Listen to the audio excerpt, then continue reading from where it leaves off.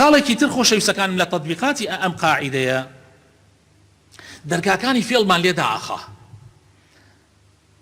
ئەفەرمێن لە دەرگاوە بچنە ژوورەوە، یعنی لە دەو دەرگانەی کە شەریعەت دایناوە بچنە ژوورەوە، نەک فێڵ بکەن لە بان دیوارەوە بچنە ژوور، فێڵ مەکەن. لای خۆمان خەڵک فێر بووە ئەڵێ حیلە شەرعیەکی بۆ بکە، حیلە شەرعی، دین بە حیلە ناڕاتە ڕێوە، حیلە نییە لە شەرع. حلە شەرعیمان هەیە کە خوا حەڵاڵی کردبێ، حلێکی شەرعی، بەس حیلە فێڵ ئەمانە نابێ. بۆ نمونە کابرایەک ژنەکەی تەلاقەدا سێ بە سێ، یعنی سێ جار تەلاقی داوە و هیچ مەجالی تیانە نییە و هیچ مامۆسایەک، هەموو مامۆسایان ئەڵێن سێ بە سێکەت کەوتووە تەواو مەجالی تیانە ماوە بە هیچ مەزهەبێک. ئەمجا ئەم کابرایە ئەڕواتە لای مەلایەک، طبعا مەلایەک لەو مەلایانەی کە حیلەی شەرعی ئەزانن، هەندێک مەلای نەکبەتمان هەیە، یعنی مەلای نەکبەتمان هەیە حیلەی شەرعیەکە. بۆ نمونە پێی ئەڵێ سێ بە سێ تەلاقەت کەوتووە، من ڕێگایەکت بۆ دۆزمەوە، بڕۆ ژنەکەت مارە ببڕە لە کەسێکی تر، یعنی ژنەکەی مارە بڕێ لە کەسێکی تر و دوای لەگەڵ ئەوە ئەبێت و دوای ئەوە ئەمجا ئەویش تەلاقیدا ئەمجا ئەم بخوازێتەوە. طبعا ئەوە لە شەریعەتی ئیسلامە بە هیچ شێوەیە جێگای نابێتە، ئەمە حیلەیەکی ناشەرعیە بەڕاستی.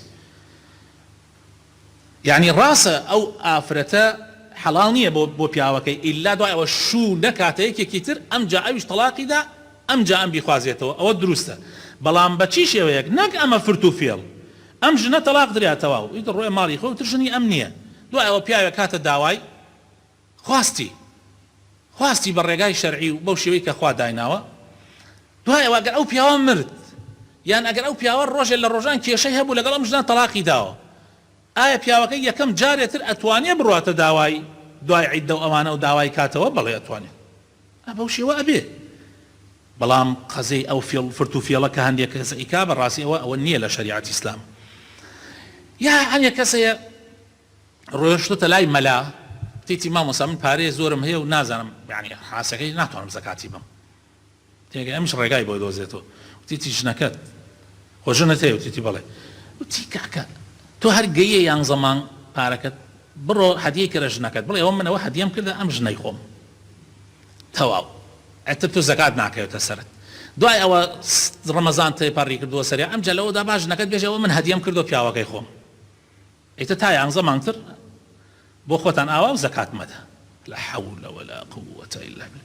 شەیتانیش تیوازانی براینە ئەمە نازانم، یعنی خوای تەعالا بەم قاعیدەیە دەرگاکان ئەمە داعەخا، ئەم فرت و فێڵە نییە لە دینی ئیسلامە.